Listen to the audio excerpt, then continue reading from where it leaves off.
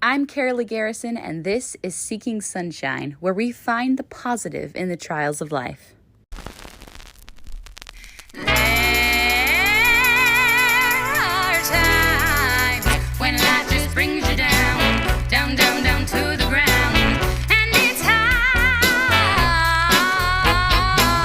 when you can't see the light, 'cause things don't look so bright. So now it's time to reframe and retrain your brain. It's time to look for the good. You know that you should. Why don't you join me? 'Cause I'm seeking sunshine. I'm seeking sunshine. I'm seeking sunshine. Oh, oh, oh.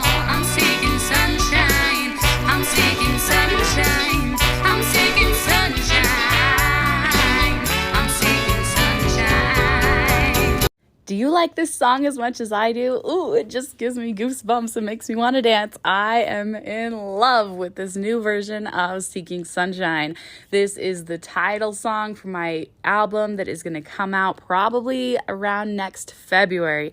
If you want more information, please sign up and subscribe for emails from my website. My website is caroleegarrison.com.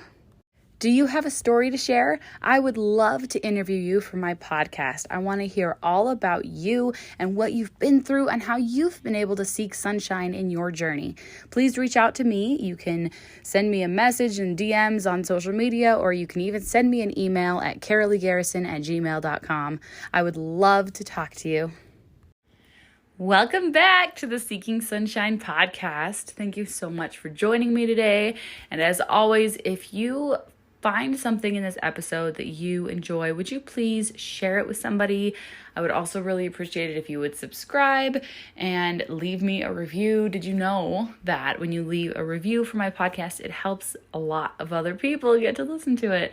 And that's kind of the goal here, is to spread the sunshine and help everyone feel lightened and lifted in their day. So hopefully there's something in here that you really enjoy that you would share with someone else. And actually I share little, graphics, little quotes from all of my episodes on social media each week. So if there's something that you really like, hopefully it's in one of those, and then you can just share that. And that's a really easy little way to just spread some sunshine. So again, thank you for coming. Today we have a really great episode with Christiane Knubel. She likes to go by CA, so that's how she kind of appears. She's an author, she's a comedian, she's the host of the Ho on the Go podcast, and the founder of the Mentally Kill Project. And her story today is really, it's kind of a gut-wrenching, incredible story of strength and power and overcoming. It really, it'll knock your socks off. She's so amazing and strong and confident and powerful. And it's amazing to just see how far she's come after everything that she has been through in her life. So I'm not gonna make a huge intro here. I want to just dive right into this amazing episode. Welcome, Christy. Welcome, Christy, to the Seeking Sunshine podcast. I am so thankful that you are here to share your story. So let's dive in. I want to learn more about you. Sure. Thanks for having me. So to start, my name is Christiane, CA for short. I'm a comedian, an author, a mom, a hoe, throat goat in my area, but that's for a different time, and a joke, obviously. But yeah, a comedian, an author, a mom, but I am also a survivor, and that's kind of the reason I'm here today. I don't know if you want me to just jump in or... Yeah, go for it. And you're welcome to tell whatever part of your story you want to. I'm super interested in how you became a comedian, because that sounds like so much fun. But whatever part of your story you want to share, go for it. Honestly, we can look for sunshine in every aspect, even just in, not just, but even in being a comedian and a mom and trying to do both of those things, there's absolutely struggles in that and sunshine in that. So whatever you feel comfortable with, whatever you want to dive into. Sure. So I'll start with my story, because that's kind of where I came to be. See, I don't just look for sunshine. I am the sunshine, for everybody. Yes. So, and that's part of being a comedian too, because I feel like once you've seen the darkest parts of human nature, that you really have no choice but to see light after that. So that's what I try to be and what I try to look for. I'm very upbeat, bubbly, positive most of the time, but because I'm also mentally ill, you know. But I started going to college when I was 18 at a school 2 hours away from home. And I had my little notebook. I was ready to be a hoe. I'm not even going to pretend I wasn't, okay? Because that's like, we're home. There's no parents when you go to college. I was still 17 when I went to college. So I'm like, oh yeah, still jailbait. I'm in here. I was excited because I'm the youngest of three girls. We're each 15 months apart.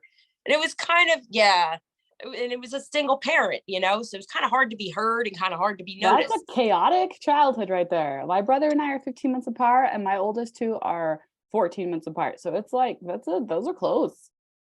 Yeah, there were three of us. So, and all girls. So when I went to college, I was like ready to just stand out basically and just cause a scene, be chaotic, because that's what college is for. It's to learn the lessons that we pay for, Right. 20s. And you're the baby. And so you're like, hello, it's my turn to be here and be seen. Right. And we're all very genetically blessed. So it was like, finally, I get to be the hot one, So Nice. yeah, when I went to college, I spent a lot of time outside of the library because it was connected to a coffee shop. And those are two of my favorite things, books and coffee. And I at first met this guy when I was coming out of the bathroom. I dropped a book and he handed it to me, and we just got on conversation, just started talking. And I didn't think it was weird that he was like in his mid 30s, because a lot of people commuted to the school from, their homes to get their education. It was a small town in Pennsylvania. You know what I mean? But then I started seeing him all the time. And again, where red flags should have been, were not, because I'm focused on other things like Well, being a hoe. you saw that meet cute. That's called a meet cute, where it's like, oh, he picked your book up and he handed it to you. And it's like, oh, that's so cute. Yeah, And that can get stuck in your head and blind you to all the other things. right. Well, I was just like, wow, that was really polite, and it didn't even like register that I was now seeing this guy everywhere I went when I went in that area often, more often than I should have when I look back at it. Every time I was standing in line, he'd pop in maybe 3 or 5 minutes later, because I am a Virgo. I'm very big on time and doing things to a schedule, which I no longer do because of this, because he got down my schedule over the course of 6 months and targeted me and then offered me a ride home. And after 6 months of seeing the guy all the time, we'd always make small talk. He'd talk about his family, his likes, his dislikes. I'm thinking it's no big deal. But in reality, he kidnapped me. And we spent a really long time on the highway going up and down the road, with him just like trying to break my spirit and just basically telling me that I'm never going home. And he had taken my phone as soon as I got in the car. And nobody knew where I was, because who's telling their roommate, like, hey, gonna be at the library? Like, nobody cares. She's out being a hoe.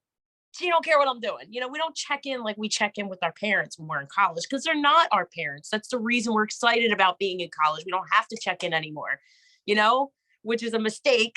Anybody listening, check in with your roommates always, or your But friends. when you first go off like that, you're like, we're so naive at that age.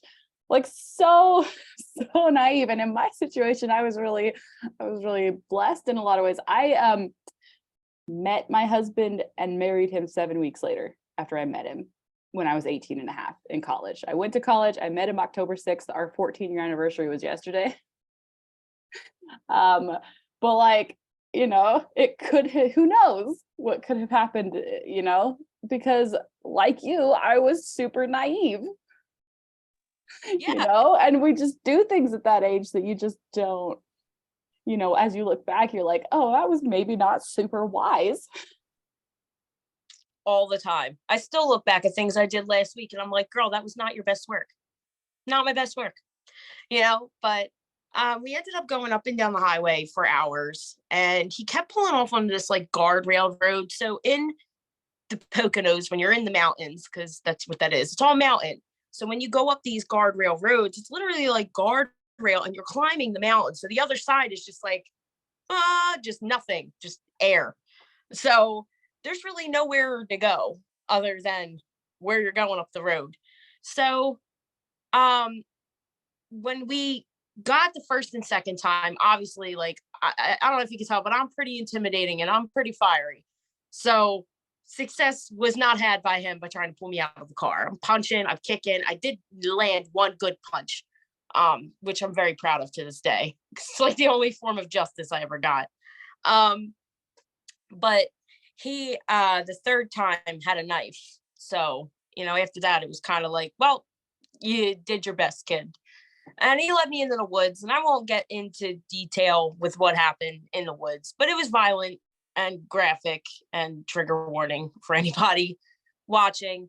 Um, I should have died. So thankfully, I did not. I was clearly meant for something more. And I walked home as the sun was rising after spending hours getting tortured and violated. So it was, I think the worst part for me was 18 is where you really start to kind of find out who you are as a person outside of your parents and outside of what you've been taught and, groomed your entire life. And that was taken from me the second I turned 18. So I dealt with that for a really long time. And honestly, it wasn't until this year that I even knew the full extent of what happened to me. I had recessed memories. So I knew I got kidnapped. I knew I'd walked home.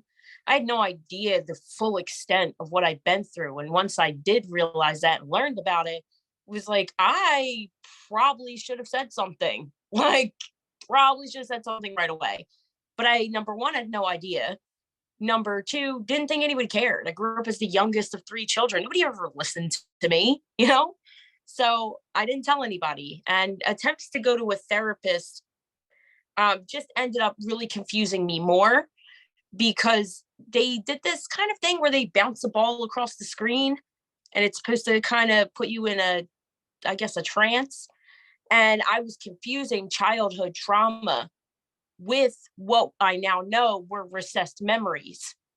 And they were like trying to convince me that I was like sexually assaulted as a child. I'm like, no, that's not true. That never happened, which it isn't true. That's never happened to me. I was like, that's not true. That never happened. And they're like trying to convince me, like, no, that's what you said. But in reality, what was actually happening is I was trying to focus on childhood trauma, but those recessed memories were coming out anyway after talking about trauma. Now I know that, but at the time, I'm just like, I don't know what's real and what's not. So I'm not coming here anymore. It really turned me off from therapy for a really long time. So I just want to say I'm so sorry. I'm so sorry that you went through that at such a young, vulnerable age. I mean, not that it's okay at any age, but like, it just changes your entire life. It really did. It did. Yeah. So I didn't tell anybody, obviously, until I started seeing a therapist in 2020, August of 2020, because I was like, I can't deal with this anymore. The reason I run around, I say I'm a hoe is because I don't let men spend the night. I can't do relationships because if they smile at me a certain way, I'm going to get triggered and I have no idea why. Or if I wake up next to a man, sometimes I scream in the middle of the night. I don't want to have to explain because I can't explain. I don't know what's going on. And I don't want to know. I used vices that I won't name here that, were very dangerous to my health in order to just hide and run from things that I didn't even want to try to remember. Because I was a coward. There's no sugarcoating it. I was a coward. You had PTSD. I wouldn't really call that cowardly. It might help you to know that my husband has really severe debilitating PTSD. And yeah, complex he's not been through what you've been through for sure. But he's, got complex PTSD. So he's been through some awful things that, it took him a really long time to process. Certainly when we got married 14 years ago, he had no idea, that he had PTSD. It took us 5-7 years into our marriage before he got diagnosed with that. And like, oh, this explains panic attacks. This explains a lot of different things, a lot of different triggers that we didn't realize. Yeah, it takes a long time to kind of become aware and process that kind of trauma, or any kind of trauma, really. It takes time. And so no, I do not think you were a coward. I think you had PTSD. True. I say it like that because I'm a very strong-willed woman. Even with PTSD, I could have really shadow work. It's a coping mechanism, honestly. Yeah. Like, it's a coping mechanism to kind of make light of situations, and that's probably one of the reasons why you're a really great comedian, right? It's the You know, trauma. and trying to always like make people happy around you, because inside you're like feeling really broken. Yeah, that's very, very true. It is. I mean, for me, I started in 2020 in August seeing a therapist, and it was going well. We were working on, I don't know if you know or are familiar with it, but what's called a trauma narrative. It's where you rewrite the story of what happened to you over and over and over again as a way to try to unlock memories. So I started working on that, and 5 weeks in, my 18-year-old sister passed away unexpectedly. And she was one of my best friends. So it was like, how do I continue seeing a therapist when I am devastated over the loss of my sister? I just left. I stopped going. I was like, I don't even care about my trauma anymore. I don't care what happened. It broke me completely mentally, just because I'm starting to work on that and unlocking memories. And now you've got something traumatic on top of it that happens very suddenly. It caused complex CPTSD. I have complex post-traumatic. I was disassociating a lot. It was just really bad, to the point where, my son is 10 now. He was 8 at the time. He was about to turn 9. And he would see me in the kitchen. Like, I'd walk into the kitchen and it's still daytime, and then hours would go by and I'm just standing there in the kitchen. I have no idea what's going on. And he goes, "Mom, are you okay? So what's up with a snack?" Like, he didn't care because he's 8. He doesn't understand. But I'm like terrified. Like, how long have I been standing here? It's dark outside now. What time is it? Oh my God. Like, what have I done in that time? Not realizing, like, I've just been standing here. It's not like I did anything dangerous for anybody, but I've literally been standing here blacked out for hours. It's terrifying, especially as a mother, because you're like, what if what if I had a toddler at that time? That's dangerous. Thankfully, my son's 8 and he don't really mess with me anyway. He plays Xbox and, plays his video games. But still, like, if I had a young child, it would have been very dangerous. After that, and it's totally, I don't know, in a lot of ways I totally understand your situation. So my husband, I have some PTSD from our kids almost dying at birth, but my husband already had PTSD before that. So then when our youngest, who's now 8, like almost died at birth, and he saw him being like wheeled lifeless to the NICU, like that made my husband's, complicated my husband's PTSD like so much more. And like all of a sudden it went from like, this is something I have to deal with, to like overwhelming and impossible, and like breakdowns and dissociations like you're talking about. Like, it's there, this is just a conversation that needs to be had in so many ways, of like, let's bring this to the light, because people who've not experienced it or been with somebody who experienced it, like, have no idea like just how life altering these things are. Yeah. And I mean, beyond it being life altering, a lot of people don't realize you don't have to be in the military or police or fire positions to get PTSD. Anybody can get PTSD.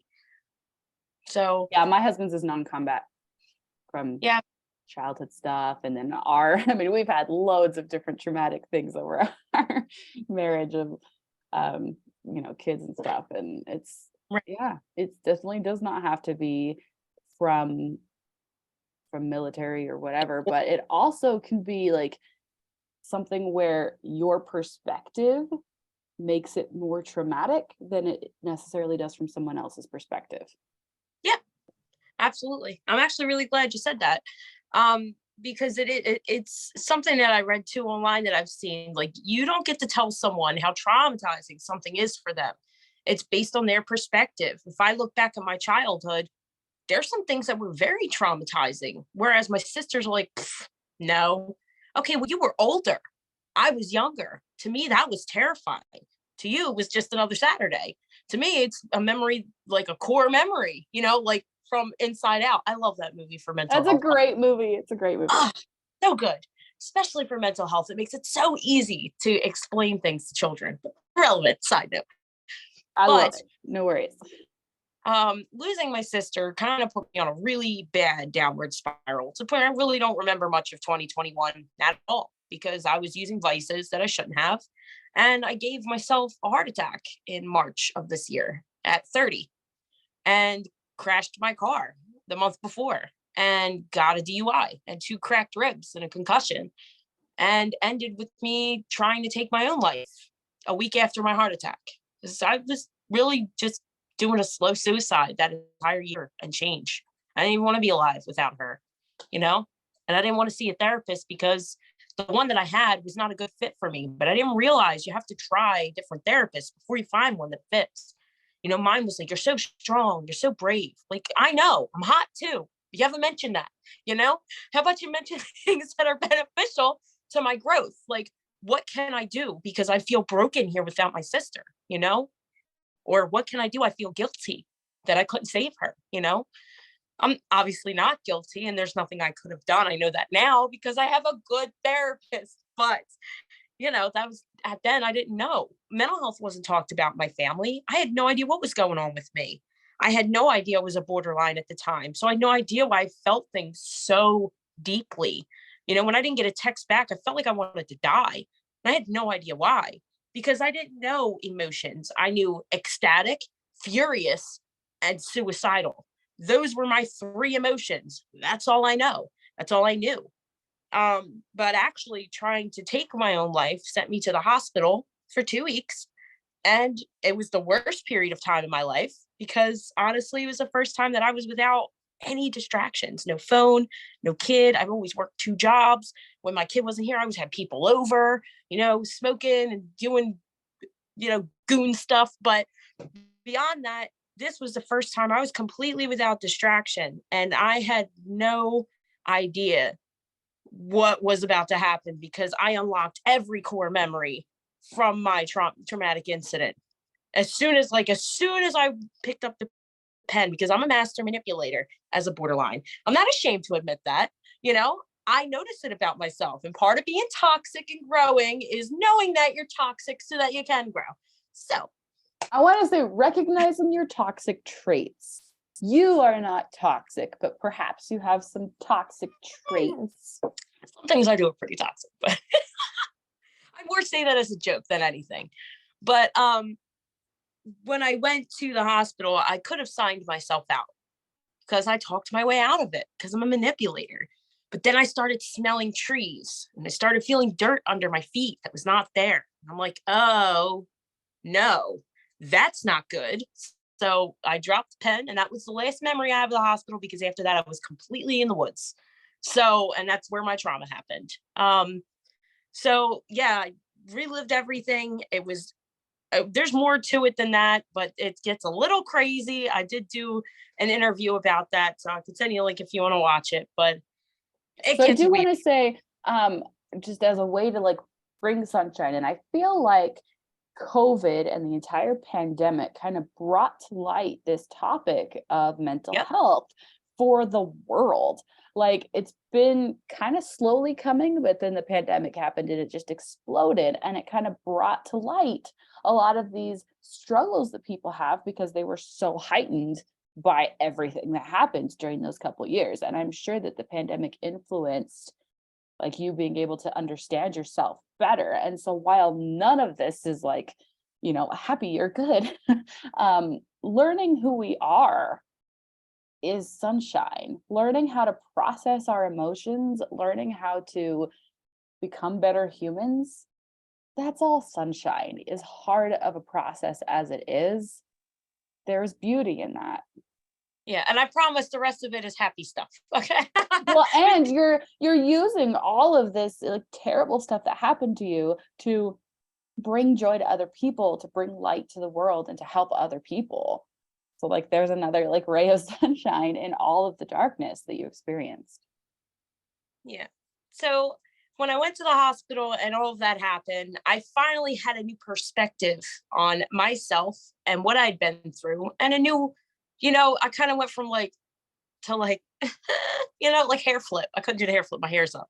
But you know what I'm saying? It kind of changed my entire perspective. And I've always been very bubbly and very outgoing. And I did start comedy in January 2020. Terrible timing, 2 months before the world shut down, but it wasn't authentic. And you could tell the smiles were fake. The laughter was fake. I was drunk 75% of the time.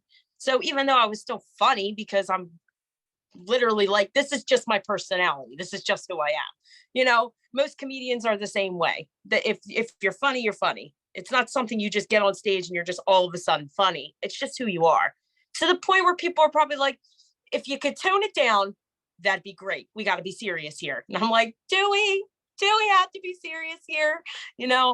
But like, sometimes you do, and that's a struggle. It's a side note, but for me, it's bringing joy to other people authentically. Now it hits different when it's genuine. It really does. So instead of just being drunk all the time, I'm completely sober when I go in there. I can say, no, I'm good. Just give me the mic, talk on the mic, act a fool on the mic, flirt with someone's dad, and then go home. Like, that's what I do. So except for the flirt with someone's dad, obviously I'm just being silly. But I also noticed, I don't know, I bet he loves it. So hey, hide your husbands and your wives. That's all. But for me, I've also noticed now I'm more in tune with other people who feel very heightened senses of emotion. No, it's like transmuting energies, basically. So if I feel like somebody is very depressed, and you see it, because when somebody's very depressed, if you've been very depressed, you notice the signs differently in person. I'm talking in person. Online, it's a little bit harder, but I also try not to spend too much time online, because that is not a way to bring sunshine into your life. That is a way to bring them rain clouds. Because it's not true connection. It isn't. Not true connection. And it's all fantasy. Now you're looking at other people. Like, I have pictures of me co-piloting an airplane. I'm going to go put that up right now. Guess what? How many people's day is going to be ruined? Hopefully my haters. But how many people's day is going to be ruined by looking at that picture, when in reality, I'm sitting in a chair and I'm talking to you. I'm not there. They just don't know that. People forget that it's all fantasy on social media. We get so wrapped up in other people's lives, not realizing they're only showing you the good parts, which is great, but we forget that there are bad parts too. So we get like jealous of other people's lives. Like, she's on her third husband and I can't get a text back, because that's me every week. Like, why can't I get a text back and she's on her third husband looking like this, Well, and she's thinking, I'm on my third husband, I feel like a failure. And you're sitting there going, I also feel like a failure. And so we're all just feeling like failures, when we're all just humans having a human experience that includes fails and wins. But instead, we're only looking at the fails, and we got to start looking at those wins too. Absolutely. And the small victories. People only look at the big victories: getting married, having a baby, graduating school. How about, like, I washed my hair today?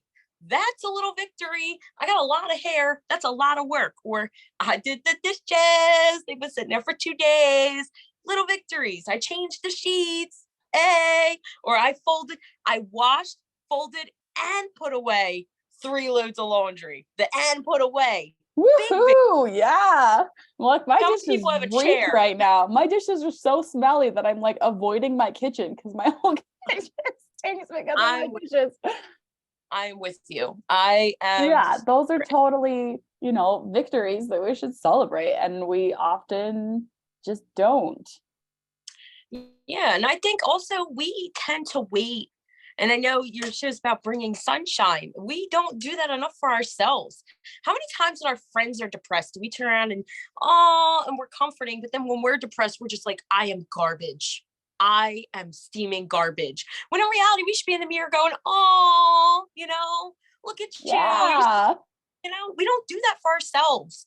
We need to do that more. I wake up and I look in that mirror every day and I go, you are a hard 7 out of 10. And that's being generous. Generous. And it's true. Oh. Y'all know I'm a 10 out of 10, but you got to be humble. So 7 out of 10 is where I settled for. 8 out of 10 if I put makeup on. Oh, I'm laughing so hard right now. Day, but you have to be that way every day, because guess what? If you don't believe that you are the best and that you are worth something, nobody else is either. And that's an important part of That is exactly right. It's such a mind shift change that we have to make of like, you're projecting how you feel about yourself to everyone around you. Like, yeah. When I walk into a room, and I say this all the time, and people look at me like I'm nuts. When I walk into a room, it doesn't matter what those people are there for. They're there for me now. You were here for me. And then you do the queen wave when you walk in. You command that power when you walk in, because guess what? Now they all believe they are there for you. You're the star of the show, even if it wasn't your show. And that makes you feel good. It's the confidence. Yes. And people feed off that too. Like, I want to be like her. You know, I have to tell you this. I took the personality test. It's called like a Sparketype. And it's like, what's your spark to like, and I can't even remember the name. I want to say his name is like Jonathan Fields or something. Does this Sparketype test. And it's like, what's your spark that like makes you want to do things in life, that makes you want to work and excites you? And mine is performing. Mine's performing. And I was like, and for a good couple days, I was like, I feel like this is the worst one for me. I'm a mom of 3 kids with autism. Shouldn't mine be service? Shouldn't it be that like I'm here to serve people? No, I want every single day of my life, everything that I do is to perform. And I'm like, how do I make this a good thing? And I meet you and it's like, that's obviously you too. And you just like light up a room with this energy. And it's like, how do I be like you? How do I have that confidence to like just walk in there and be like, good, this could all be about me now. I'm good with it. Because people wait for the confidence. The confidence comes, and it's not faking it until you make it. It's believing it until it's true. That's a bit different because it's not. I love that line. That's a great line. Yeah. It's not faking it until you make it. I hate that one. I hate it because that makes it seem fake, or that you didn't deserve that confidence. Yes, you did. It was there. You just had doubts or anxiety. I like to call depression, anxiety, and ADHD the millennial starter pack, because we all have that now. We do. We all have. They might as well just take that out of the DSM-5. It might as well just be for everybody, you know, because it is true. But again, a lot of it is social media. I go on social media and I see a girl in a bikini. She looks super hot. Now I'm looking in the mirror going, yeah, you're a potato, you know, or I used to. Now I'm like, I am the hottest potato I have ever seen. You know what? And now I'm like doing that little like booty jiggle. And dude, you're a hot potato. Oh my gosh. Okay, you make me laugh so much. I can totally see why comedian is like your thing, because you are so amazing and funny. I say things that are also true. And that's the big difference. That's why people like what I have to say, because it's factual. Like, I may be a piece of crap, but I am the piece of crap with glitter. And we're all pieces of crap. We're all just different kinds of crap. So what kind of crap are you? I'm glittery. Crap? I was going to say, got to be the glitter. I'm going with glitter. I love glitter. Are you like glitter crap, or are you Taco Bell crap? Like, what kind of crap are you? You know, I usually drop the S word, but yeah, I'm trying to censor a little bit. Oh, I appreciate it. I really do. Yeah. I do my best to have it. Because sometimes, you know, we're listening and kids are around and you're just like, okay, let's try to. Yeah, my show's not like that. My kids' new words. Yeah. So you, as I say, now you have a podcast and you're doing all these things. Tell us how this like evolved and came about.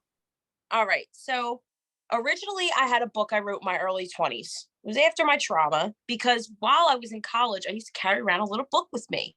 And this little book, anything that I went through, whether it was a physical experience or whether it was just an experience, I would write down what I learned. What did you learn, Chris? Scribble it down. I turned that into a book. That's amazing. Can I just say that, like, what an amazing habit to have, to just like write. Like, I so often have been like, oh, like looking back in my years as a parent, like those were all hilarious things. Those could have been, and I don't remember most of it unless I like put it on Facebook.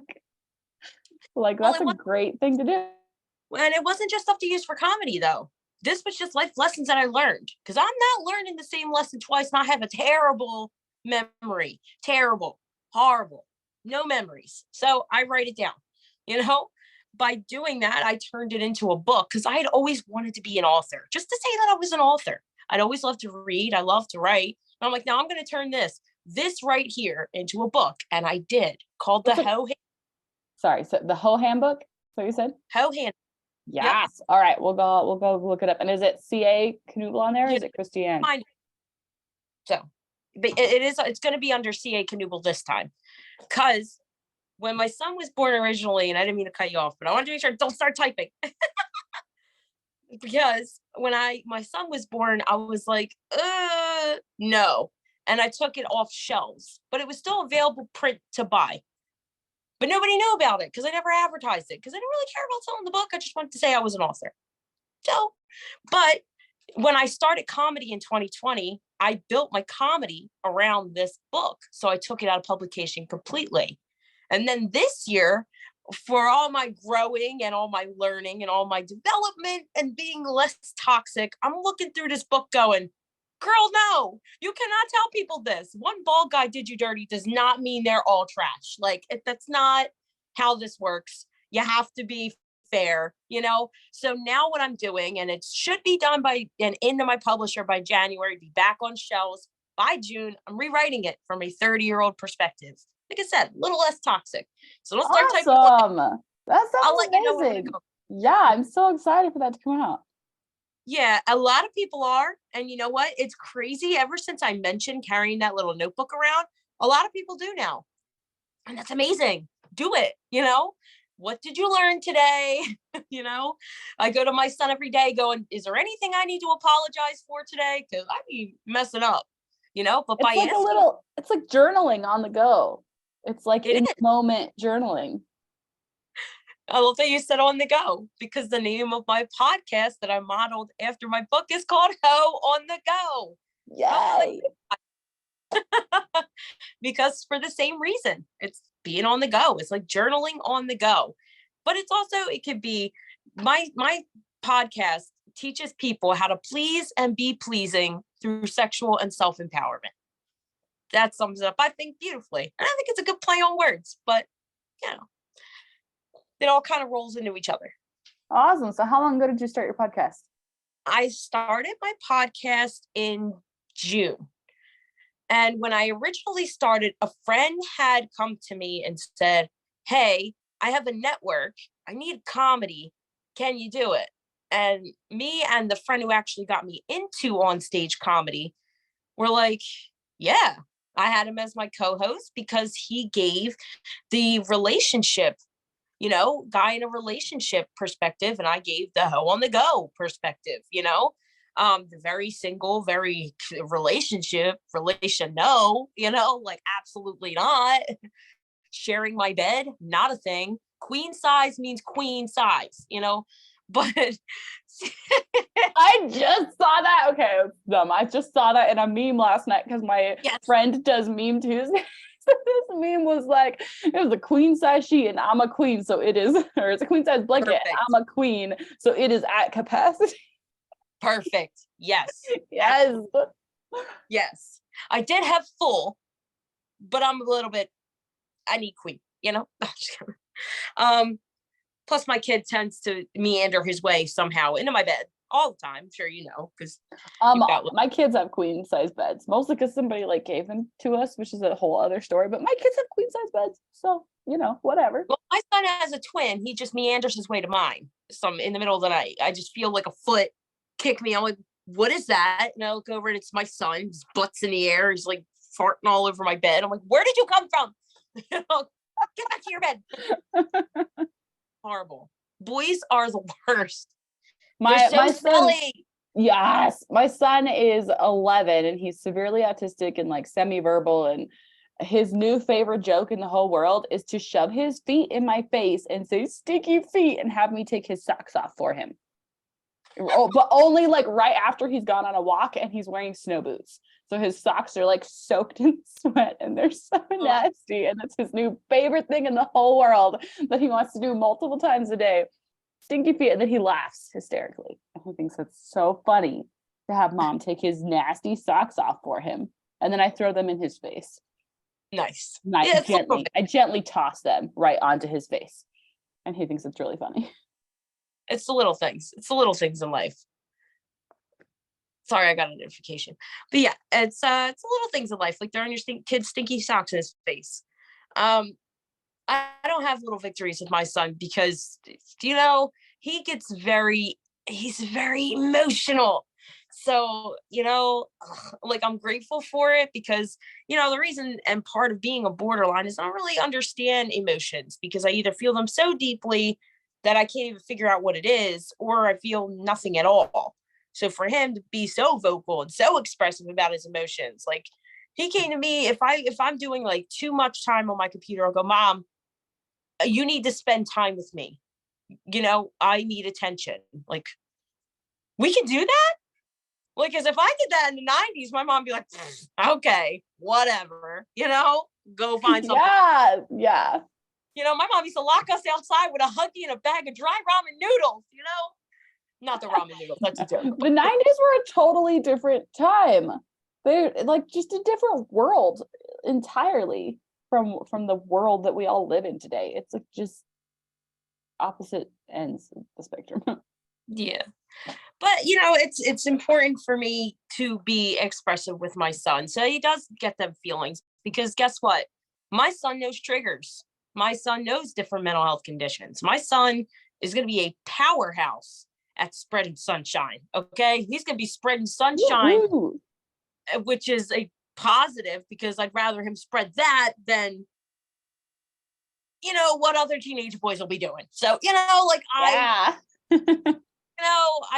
I'm trying to gear him towards like, look at the emotions of the women and not this shape, So we'll see. He's a boy, so it's never going to work out that way. I know by the time he hits like 14, there's going to be stiff socks everywhere. But it's a different world. And I mean, my oldest is 12 and a half, so I'm like, and she's a girl, so I'm like, oh, well, we're just starting to like get to that raising teenagers, and it's going to look different in this different world that we live in. It's not going to look exactly the same as when we were teenagers in like 2000s and and that. Well, I think the problem with that too, and I see a big difference in, let's say, my little sister who's 15 as opposed to my niece who is also a borderline 15, and just the education when it comes to mental health itself, because I know you said it just came out.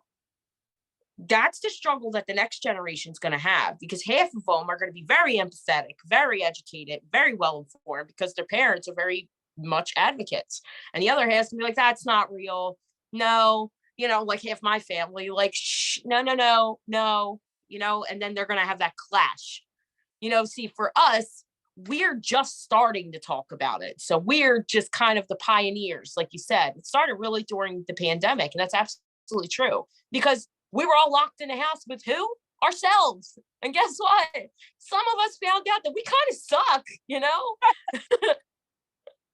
We did. We found out we kind of suck a little bit, Now we're like, hey, does anybody else like suck this much? And everybody else was like, yeah, I kind of suck too, bro. Because we only had social media. So we're all on Zoom calls talking about how we suck. And then the doctor pops in and goes, that's kind of a mental health condition. We're like, what? What is that? Now we're all researching. Now 40,000 life coaches popped out. Be careful with them life coaches, people. You can't be a coach if you didn't play the game. All right. It's true. It's true. Yeah, you can only teach what you know. If you don't, if you haven't learned it through experience, I mean, there's a big difference between learning something the hard way through life and stuff getting thrown at you and just like reading it in a book. Like, there's a huge difference. There is. And there's also a big difference between people who are life coaches, which aren't necessarily doctors. You just literally pay a certain fee, fill out like a packet, and then send it in. Anybody could be a life coach, and I've seen it. But even if they have, let's say, a mental health condition, that doesn't make them an expert. It just means from their perspective, this is what's worked for them. And then they're preaching it to everybody, not realizing like it is not one size fit all. For example, every borderline is different. Every ADHD is different. Every bipolar is different. Everybody's different. There's no one size fit all for mental health. So how could you be a coach if you're not in the game? You are not a professional. Most valuable player, sit down, you know?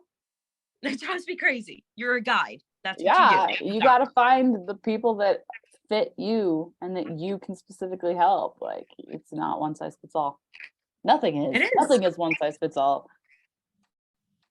Literally, like even the one size fits all are not one size fit all, because whoever decided one size fit all had clearly never seen a chest on a female. Well, and I'm just like, that phrase should just be stricken. Like, there's no clothing that is one size fits all. That just does not exist. Like, there are too many different body shapes and heights and sizes. Like, there's such variety in this world that nothing is going to fit everyone. Your philosophy is not going to fit everyone. Your experience can't help everyone. And that's why it's so important to like recognize that you still have value, even if you can't help every single person. You know? That's right. That's absolutely right. And you know what?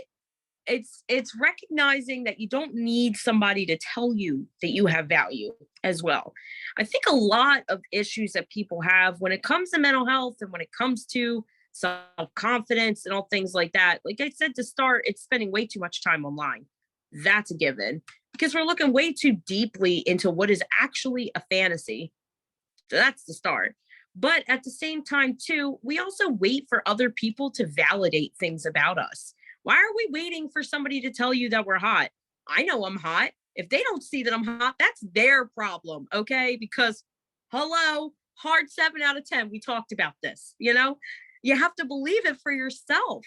And it's called self-confidence. So why are you waiting for someone to tell you you should be confident, or waiting for compliments from other people to make you believe that you are worth talking to or loving or anything, really? You know, the only thing I'm waiting for somebody else is to sign a check, and that is my boss. Okay. Right. You have to see the value in your own self and in anything that you make before you ever send it off into the world. Period. Because you cannot rely on like the stuff other people say. Like, for example, I just released my Christmas album on Thanksgiving. It's like my first full album that I've ever done. And like from start to finish, like I knew it was amazing. I it felt so inspired. And like when I would listen to it with my kids, they would like suddenly stop bickering and like all calm down. And I was like, I know. It's magic. This is magic. I know this is amazing. And then I released it. And 2 days later, I don't know why the stupid like Apple and Spotify things like set me there. Like, here's all the people listening to your thing. Oh, 0. And I was like, oh, except for it had 2 listens from my house, from my husband. Where I was. Have you marketed it though? Right. Yeah, I had, but it was in the middle of Thanksgiving. It's not a thing. But it's like I had to know its value aside from anyone else's opinion or whether or not they're listening to it or not. I have to know for myself that it still has value, you know. That's and true. That can be and I know that in the past I have released stuff and not done that, and I can see what a huge difference there is in, you know. And it's like with everything that you do, you have to first be like, this is good. This is amazing. It literally doesn't matter what happens with it, what anyone else thinks. You know, you just put it out there as a gift and just let it be, because you already know that it has value and that you have value. That's right. And that you're hot. Hello. You got to add that at the end. See, yes, you're missing. Yes, hot. You know what? I totally struggle with that one. And it's like, you're bringing this up and I'm like, you know what? That's one thing that so many of us struggle with. Like, I don't even know if I have the nerve to sit here and be like, I'm hot. Like, oh, that feels weird to me. You know, we want to know why? Because you're married. You've been married for such a long time. You in your head feel it's your husband's job to tell you you're hot, which it is. Don't get me wrong. No, it's your job to know that you're hot. It's your job. It's called self-confidence, people. But married people, I've noticed, really struggle with that, because you're so used to somebody else going, you look hot today, or that booty dough, or like, you know, the butt smack when they're walking by, that you don't need to do that for yourself, because you're not single, you know, or you're like, I'm not putting makeup on today for what? Like, ew. Like for me, I am single and I still go to that bus stop in the morning. I am that mom of like, and I look like a gremlin and it's like melting. There's like last night's makeup on because I didn't wash it all the way off. Like I got no bra on. Like I do not care, you know? But I Well, noticed like, there's one way that I am so like off the charts weird on that. I do my hair and my makeup first thing in the morning every single day, no matter what. Even when my kids were newborns, even like I could not wait in the hospital to like do my hair and makeup and put on something nice because I felt like myself. And so that's one of the ways I like seek sunshine and like feed my own soul is like I'm doing it. I'm doing it because I do. And it's interesting because a lot of people look at that like, oh, it's because, you know, you're self-conscious and you want to, and I'm like, no, it's because I freaking want to. It's because I feel like myself and because interestingly enough, I am the odd one out at school drop off. You know, I am the one who's looking different and that's actually a little difficult, but you know what? I enjoy it and I'm going to do it. And so like, that's the thing. It's like, you have to do your thing that makes you that's feel right. like you, no matter what that is, no matter how different it makes you feel, no matter what anyone else is doing, you have to do your thing that makes you feel like you. Right. Because like you said, you got to be your own sunshine. You know, I said that earlier. You agreed. That's how you bring your own sunshine to yourself. That's how you boost your confidence. So instead of you sitting in the mirror, even though you look like a gremlin going hard 7 out of 10, baby, that is your way of doing your hard 7 out of 10 conversation. You're putting your makeup on, going, little shadow, yes, girl. Like that's eyebrow, fleek, like that's, and you know, you're doing that in your head while you're doing it, like, ooh, Yeah. winning. Like you ain't cousins today, you straight identical. And you know you're doing that in your head when you do that stuff. That's your pep talk for you, is doing your makeup, because you have that conversation with yourself in your head going, ooh, that silver today is it, girl. Because we all do that when we do our makeup, you know? So that's Yeah. the way of doing it. And it's for you, most importantly. Yes, we have to do things for ourselves. And I think that's super easy to forget as like moms and as humans in society of like, give, serve. Like if you don't, you know, they say if you don't fill your own cup, but it's like really true. You have to do something for yourself that feeds your own soul, or else you're not going to have anything else to give. That's right. Important thing about cups that I want to add. Okay. I'm about to drop straight bars here, but it's valid information. All right. No, you cannot pour from an empty cup. But even if your cup is overflowing, take notice if the cup you're pouring into has holes in it. Some people don't want your help. Pay Ooh, attention. that's a great one. Pick it. I'm like Dr. Seuss. Sorry, I'm just kidding. Yeah, no, that's an awesome little metaphor. Like pay attention to where you're pouring it and make sure that it's a worthy vessel for your, you know, love and energy and time. Yeah. A lot of the times, because we are the damaged generation, we tend to overly pour from our cups because nobody poured it all into ours. So we're like, I never want anybody to feel that guy did. I'm going to pour everywhere. So you're just pouring all around town like it's whiskey at a college party. But in reality, half those cups have holes in it because they didn't ask for it and they don't need it from you, you know? So now you're just wasting your energy. Is it necessarily a bad thing? No, not really. Because if your cup is overflowing and you've got love to give, go for it. But you have to kind of channel where it's needed, because otherwise you're just kind of pouring instead of pouring selectively in the right kind of cups. Like for whiskey, for me, just pour it in a plastic cup because I will knock it back because I'm a trash can. You know, you don't have to put it in a fancy little shot glass. Just pour it in a plastic cup. Like, you know, like a little Dixie cup. So pouring in the right cup is essential. And we usually focus on our own cups and like how much do we have in here? But that's such a good like thing to consider. Like, where are you giving that energy? And is it someplace that it's actually needed and wanted and accepted? Right. Or is it kind of being wasted?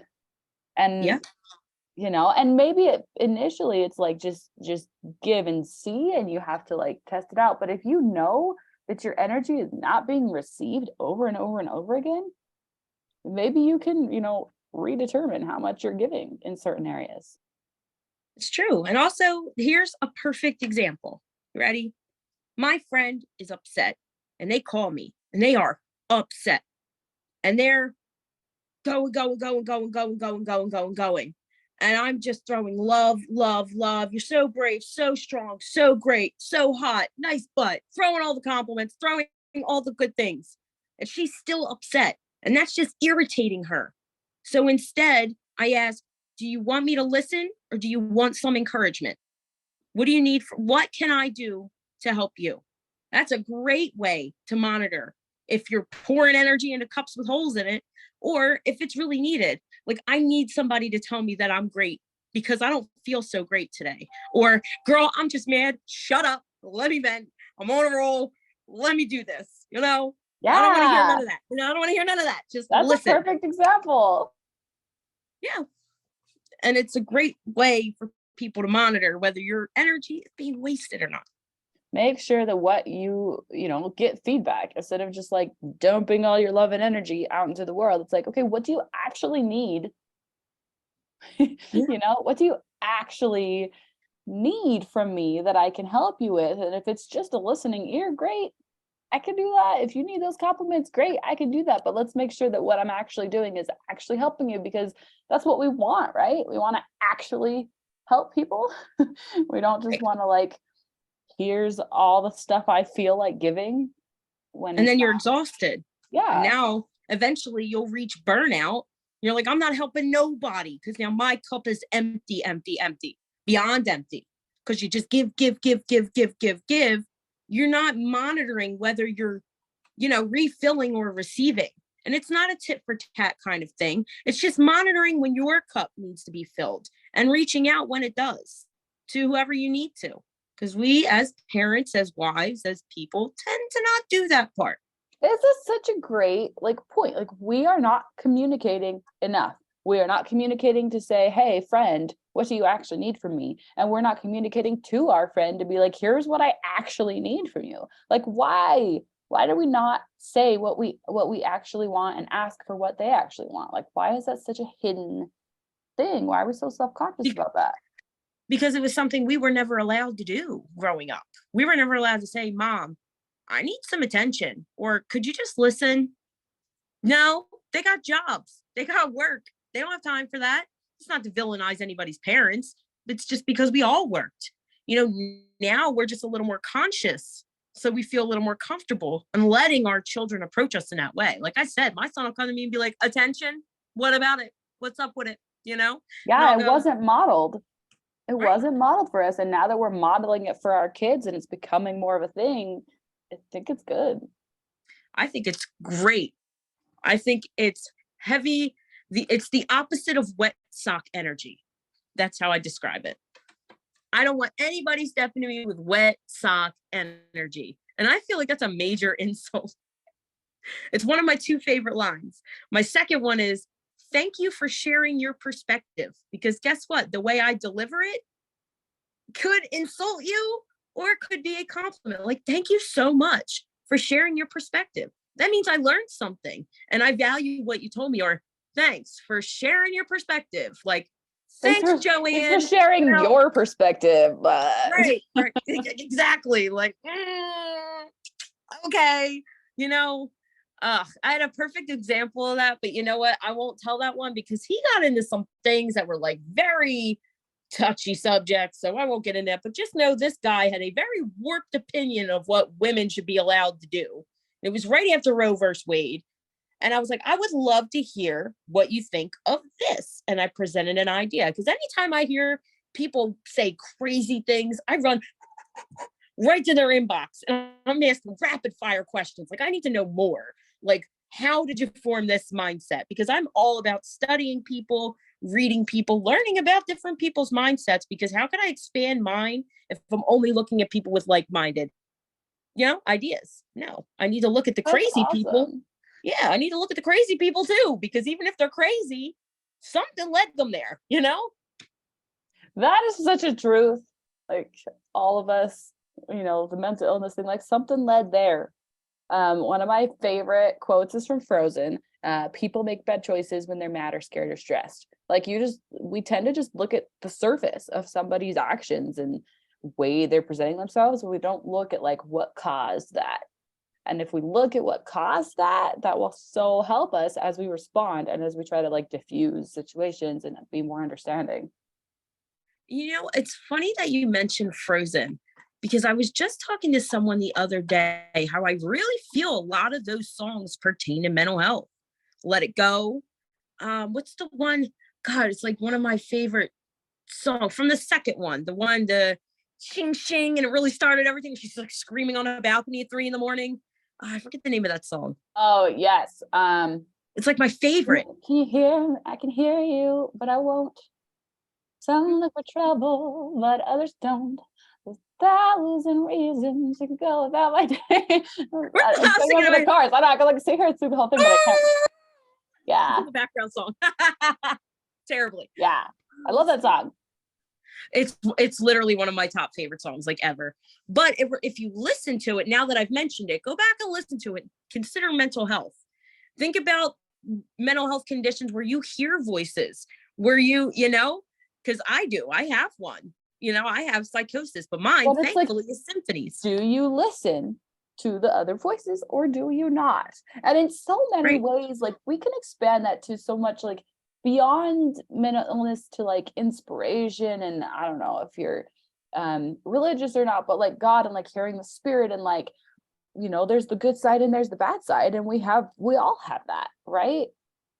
That's right. We all have those two sides. Whether there's more sides or not is a different story, but we all have those two sides.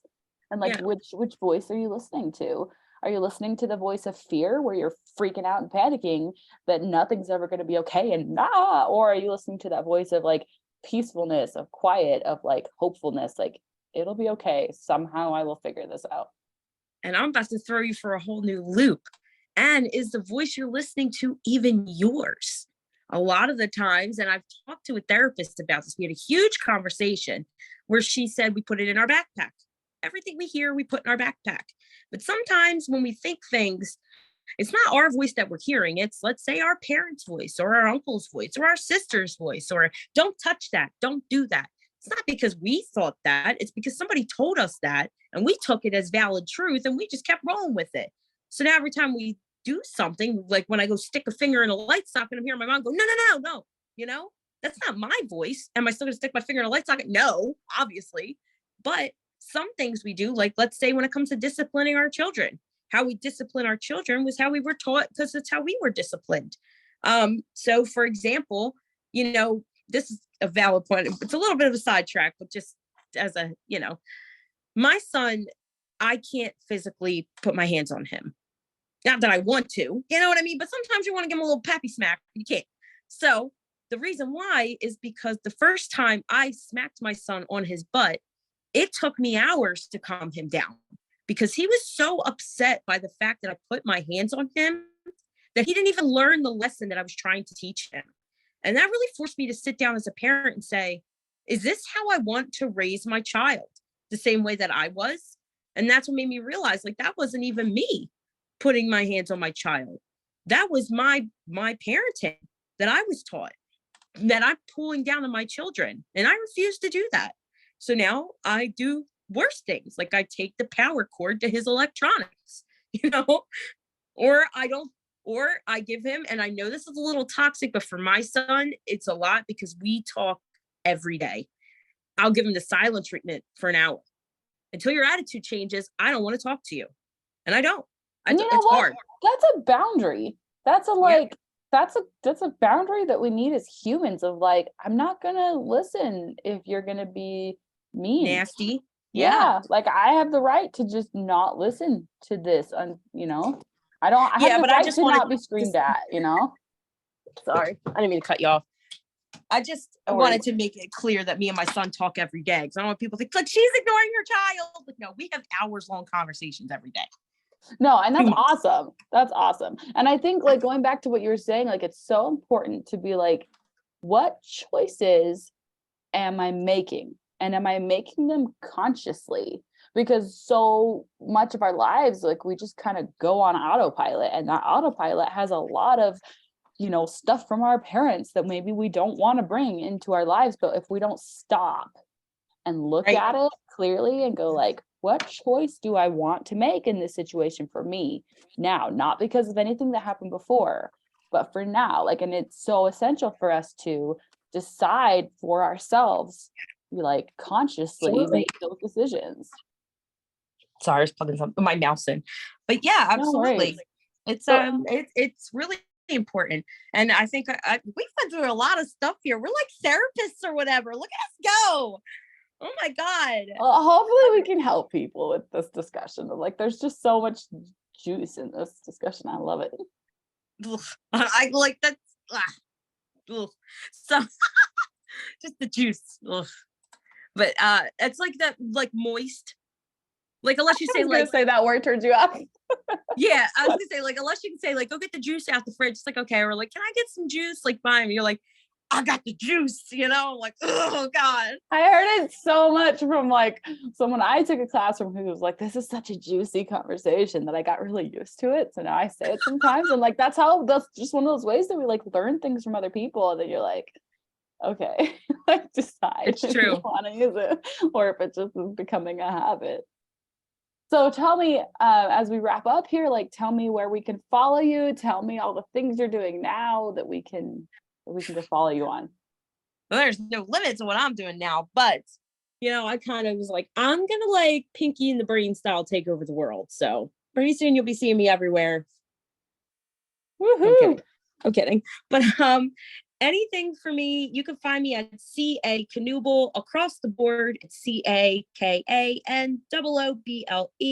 Or you can go to caknuble.com. That's where you can find updates on literally everything I do, from on stage comedy to my book to my podcast to literally anything. So it's all on my website. Awesome. Okay, so and your podcast is Ho on the Go, and we'll go totally check that out because I bet it's so funny. Like I'm Yeah. very excited to go check that out. And your book's coming up soon, and then you're doing comedy. Are you doing that regularly all over the place? Yeah, so it's kind of weird because I like keep getting booked and I don't. So It's because you're funny. yeah, and I have to, but I just mean like usually you would have to go to like open mics for people to see that you're funny. But people, I don't know if they're just watching my podcast or they're just like, this girl's a straight fool on Facebook. You know, either way, I still get booked. I try to do no more than 2 shows a month just because I have so much going on. I want to make sure that I'm not putting everything else on the back burner, which is usually what happens when I get overwhelmed because I never say no. Prioritizing. You That's are prioritizing. We cannot do everything at once. Prioritizing is essential. And you're a mom.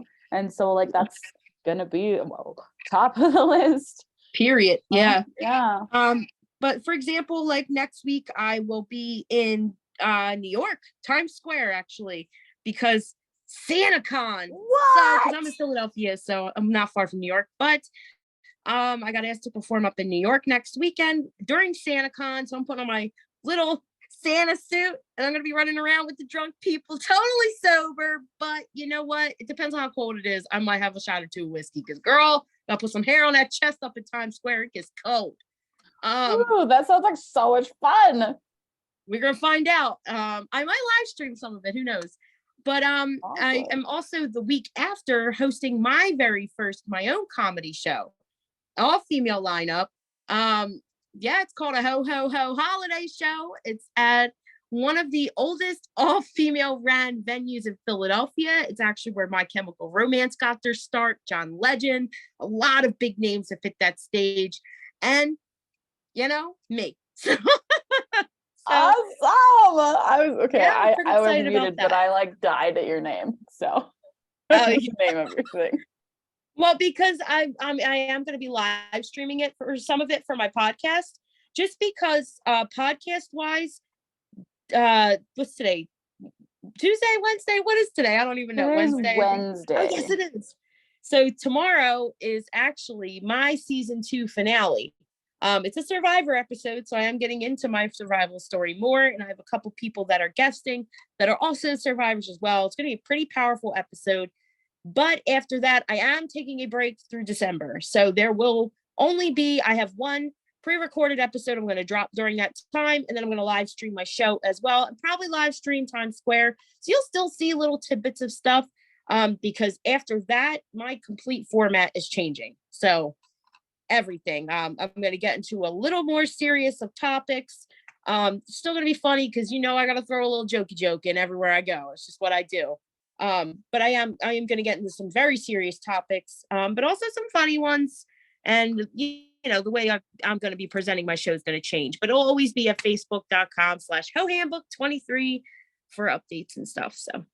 Well, awesome. I'm so excited to follow you on all the things and see everything that you're doing. Thank you so much for this conversation. It's been funny and we've gotten super deep, and it's really just been amazing to have you on here. Thank you so much. Thank you for your time. I really appreciate it. I had a great time. Absolutely. Me too. Well, I hope you have an amazing day. You too. Thanks. Bye. Bye. Oh my goodness, that was such a beautiful episode. I loved hearing from Christiane. I loved hearing her story and all the things that she's doing right now to bring joy and light to the world. It just was so beautiful. So here are my very favorite takeaways.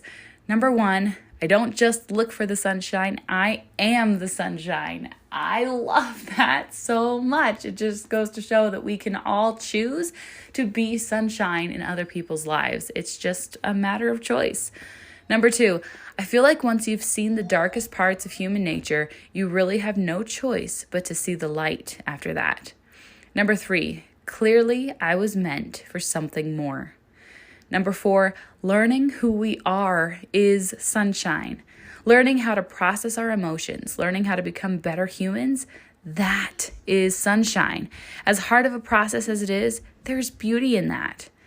Number 5, we're all just feeling like failures when we're all just humans having a human experience that includes fails and wins. But instead, we're only looking at the fails when we need to look at the wins too. Number 6, look for the little victories.